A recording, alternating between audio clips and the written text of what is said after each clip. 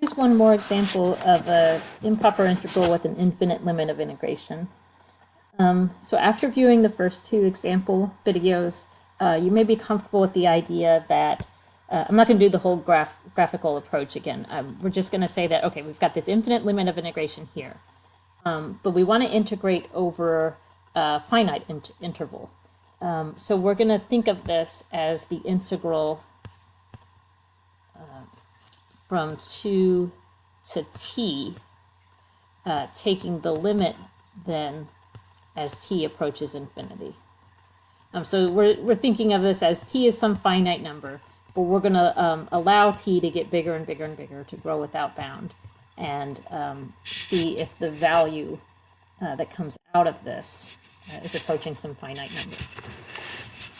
number. Okay, so first order of business is to find the antiderivative of that 1 over x dx. 1 over x ln of x dx, sorry.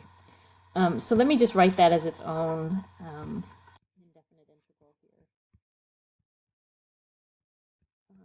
The way to integrate that is to notice that. So I've got this function ln of x. And then outside of that, in this integral, we have 1 over x dx, which just happens to be the derivative of that function there. So this is something that we can integrate with the u substitution, where u is equal to ln of x, and then we've got the 1 over x dx built into this integral as our du. Maybe I shouldn't have changed colors, actually. So this color is kind of faint. I hope this is okay. But so we're going to let u equal ln of x, which means that du is 1 over x dx. So this integral,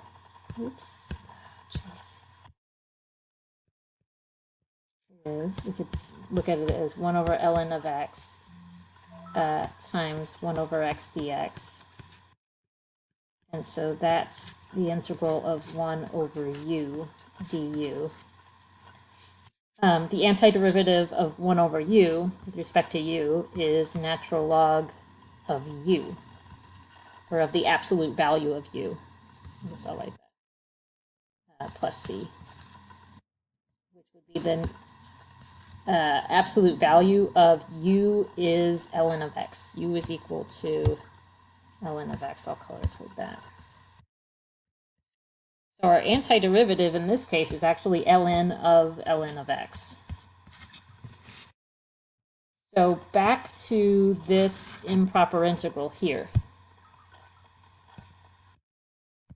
I may write this on a new page. So let's just make a mental note. The integral of 1 over x ln of x dx is ln of x. Okay, so new page here. So our integral from 2 to infinity of this expression is equal to the limit as t approaches infinity of the antiderivative of this, which we just found is ln of x, and an absolute value here, as x goes from 2 to t. Okay, so now we would substitute our limits of integration. So this is the limit as t approaches infinity of the natural log of the natural log of t. And yes, I have dropped the absolute value, but that's because with t approaches infinity, there's no danger of t being negative. So we don't really need the absolute value.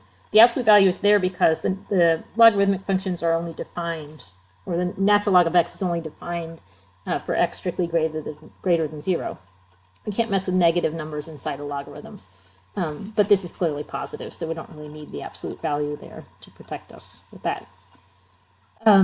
Okay, minus, now we substitute the lower limit of integration 2, so natural log of the natural log of 2, which, by the way, so that's some irrational number. Natural log of 2 is just some number, some decimal, irrational number. Then you take the natural log of that, that's some other irrational number. But so this is some, let me make a note here, this is some finite number right here.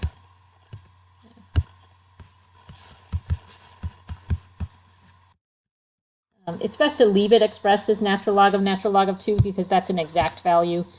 We don't want to round it off in the middle of the problem. It's better to do things like that if you need to, which you don't. I'm fine with it if you just leave it. Your answer is natural log of 2. But if you were using the value to compute something else, it's best to wait and round it off at the very end to minimize your round off error. Okay, so the natural log function, I drew this graph earlier. But if we think about this, so this is the graph of y equals ln of x. So as t approaches infinity, natural log of x approaches infinity. So we could think of this as natural log of infinity, where what I mean there is natural log of something where the argument's approaching infinity. But so again, natural log of infinity, that's approaching infinity. So this overall approaches infinity. And so now we've got infinity minus a finite number that's just going to infinity. Which means that the improper integral from 2 to infinity of 1 over x ln of x, since we got infinity for our limit, that means that the area under the graph of this, which we didn't look at, but it's not approaching anything.